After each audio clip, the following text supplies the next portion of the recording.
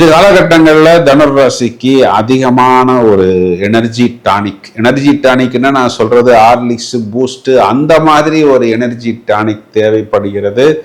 இன்னுமே தனுர் ராசிக்காரர்கள் ராசிக்கு 8ஆம் இடம் சொல்லக்கூடிய அஷ்டமத்தில் குரு மறைந்து விட்டது. ஓப்பனா சொன்னோம்னா கண்ணுக்கே தெரியாத விஷயங்கள்ல நிறைய பணத்தை நாங்கள் இறக்கி விட்டோம், இழைத்து விட்டோம்.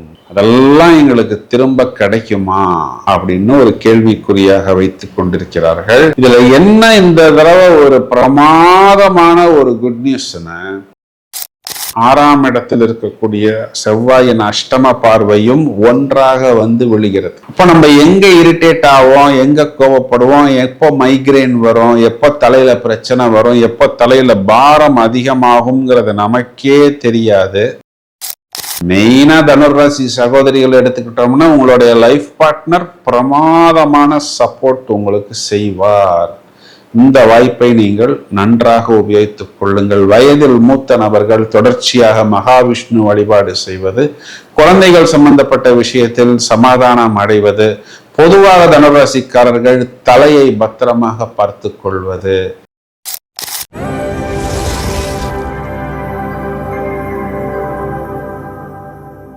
புதிதாக இந்த நிகழ்ச்சியை காண்பவர்கள் அனைவரையும் வரவேற்கிறோம். 25 வருட அனுபவம் நிறைந்த எனது பெயர் வேல் சங்கர், ஆஸ்ட்ரோ நியூமராலஜிஸ்ட். 20,000 குழந்தைகளுக்கு மேல் பெயர் அமைத்துள்ளோம். ஏராளமான ஜோதிடம் மற்றும் வாஸ்து எண் கணிதம் சம்பந்தப்பட்ட தகவல்களை இதற்கு முன்பு வலைத்தளங்களில் தெரிவித்துள்ளோம். ஏற்கனவே எங்களது நிகழ்ச்சிக்கு பழகிய உங்களை வரவேற்கிறோம். ஹலோ நண்பர்களே, நன்றாக இருப்பீர்கள், எல்லோரும் நன்றாக இருக்க வேண்டும். நாம் அனைவரும் ஆர்வத்துடன் எதிர்பார்த்து காத்திருக்கக்கூடிய அந்த ஜூலை மாதத்துக்கு உண்டான ஜோதிட பலன்களை ஜாலியாக பார்ப்போம். சுவாரஸ்யமாக நிகழ்ச்சிகளை தொகுத்து வழங்குவதற்கு தயாராக இருக்கிறேன். வழக்கம் போல் முதலில் தனுராசிக்கு பலன் சொல்றதுக்கு தான் ரொம்ப நேரமாக கத்து கொண்டிருக்கிறேன். ஏன் அப்படின்னா, இது காலகட்டங்கள்ல தனுராசிக்கு அதிகமான ஒரு எனர்ஜி டானிக்னா நான் சொல்றது ஹார்லிக்ஸ் பூஸ்ட் அந்த மாதிரி ஒரு எனர்ஜி டானிக் தேவைப்படுகிறது. இன்னுமே தனுராசிக்காரர்கள் ராசிக்கு 8ஆம் இடம் சொல்லக்கூடிய அஷ்டமத்தில் குரு மறைந்து விட்டது. ஓப்பனா சொன்னோம்னா கண்ணுக்கே தெரியாத விஷயங்கள்ல நிறைய பணத்தை நாங்கள் இறக்கி விட்டோம், இழைத்து விட்டோம். அதெல்லாம் எங்களுக்கு திரும்ப கிடைக்குமா அப்படின்னு ஒரு கேள்விக்குறியாக வைத்துக் கொண்டிருக்கிறார்கள். இதுல என்ன இந்த தடவை ஒரு பிரமாதமான ஒரு குட் நியூஸ்னா, அஷ்டமத்தில் இருக்கக்கூடிய சுக்கிரன் பாகியத்துக்கு வருகிறார். லாபாதிபதி பாகியத்தில், கடனை கொடுக்கக்கூடிய 6ஆம் வீட்டுக்கு அதிபதி பாகியத்தில். அப்போ எப்படி பார்த்தாலும் நமக்கு அது ஒரு பாகியம்ங்கிற அமைப்புக்கு வருகிறது. இந்த சுக்கிரன் என்ன பண்றாருன்னா 3ஆம் இடத்தில் இருக்கக்கூடிய ராகுவை பார்க்கிறார். அப்போ வெற்றியை தூண்டி விடுவார். தாறுமாறுன்னு நாம் வேலை செய்து அந்த வெற்றியை அடைந்தே ஆக வேண்டும் அப்படின்னு 24/7 அதற்காக அயராது உழைப்பார்கள்.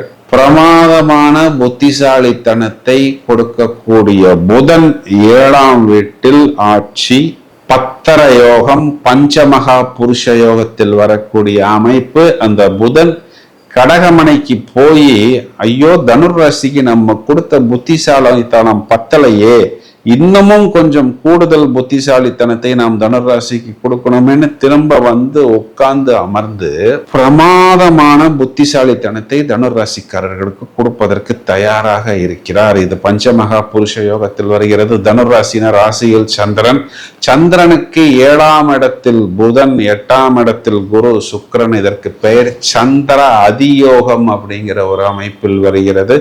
இதுவுமே நமக்கு பிரமாதமான வாய்ப்புகளையும் அதிர்ஷ்டங்களையும் ஏற்படுத்தி கொடுக்கும். 7ஆம் வீட்டில் புதன் அப்படிங்கிறது இந்த இடத்துல பார்த்தோம்னா மீனராசி மண்டலத்தில் நவாம்சத்தில் வரும் பொழுதும், பிறகு புனர்பூசத்துக்கு வரும் பொழுதும் புஷ்கர நவாம்சம் அப்படிங்கிற ஒரு நிலைமையை அடைகிறது. மேலும் வர்க்கோத்தமம் அப்படிங்கிற ஒரு நிலையையும் அடைகிறது. சிம்மராசி மண்டலத்துக்குள் சுக்கிரன் வரும் பொழுது பூரத்திலும் உத்திரத்திலும் புஷ்கர நவாம்சமும், பூரம் 1ஆம் பாதத்தில் வர்க்கோத்தமம், பாரிஜாத யோகம் அப்படிங்கிற ஒரு அமைப்பில் வருகிறது.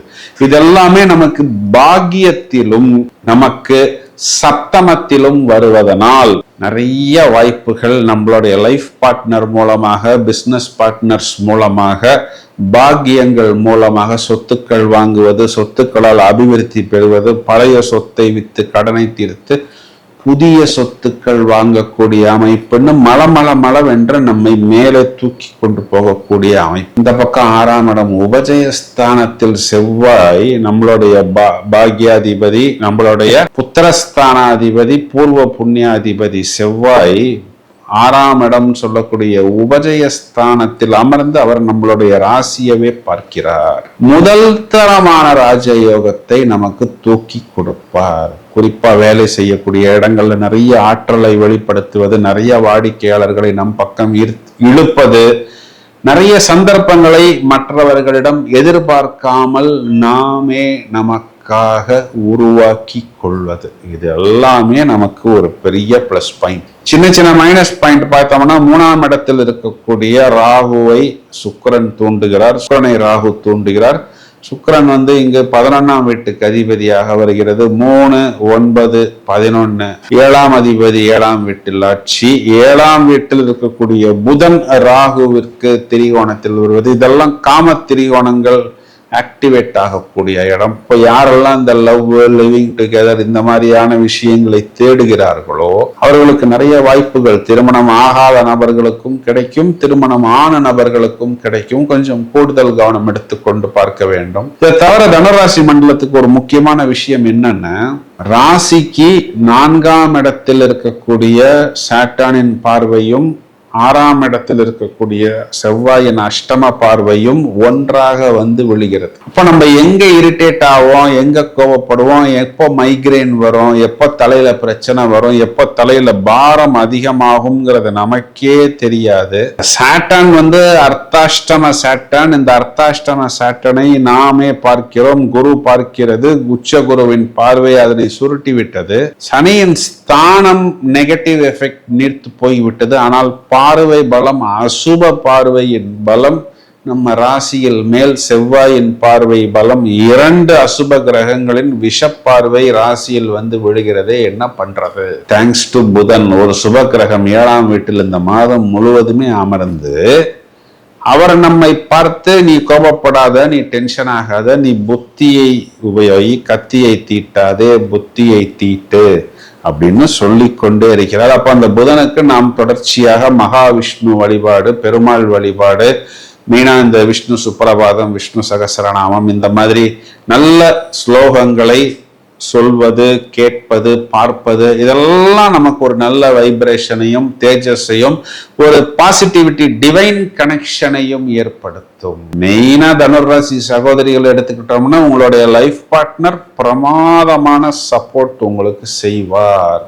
இந்த வாய்ப்பை நீங்கள் நன்றாக உபயோகித்துக் கொள்ளுங்கள். வயதில் மூத்த நபர்கள் தொடர்ச்சியாக மகாவிஷ்ணு வழிபாடு செய்வது, குழந்தைகள் சம்பந்தப்பட்ட விஷயத்தில் சமாதானம் அடைவது, பொதுவாக தனுராசிக்காரர்கள் தலையை பத்திரமாக பார்த்து கொள்வது, அதாவது வேகமா எங்கேயும் போகாமல், இடித்து கொள்ளாமல், இந்த மாதிரி கொஞ்சம் கவனமாக பார்த்து கொண்டால் போரும்.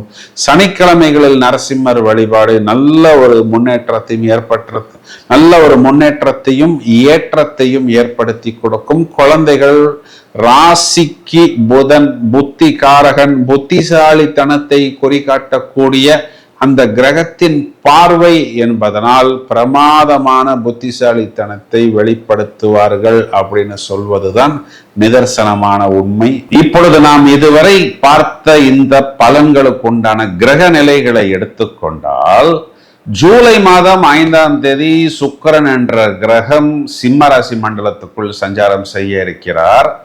மேலும் ஜூலை மாதம் 17ஆம் தேதி ஆடி மாதம் பிறக்க போகிறது. சூரியன் மிதுன ராசியிலிருந்து கடகராசி மனைக்குள் சஞ்சாரம் செய்ய இருக்கிறார்.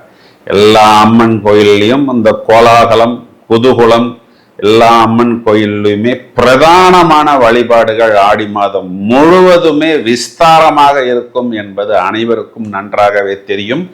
பிரத்யேகமான அந்த ஆடி மாத பலன்களை 12 ராசிக்கும் நாம் அடுத்த பதிவில் மிகவும் விவரமாக காண்போம்.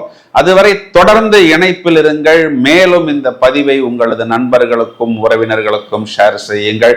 வாழ்த்துக்கள், வெற்றி. Thank you friends.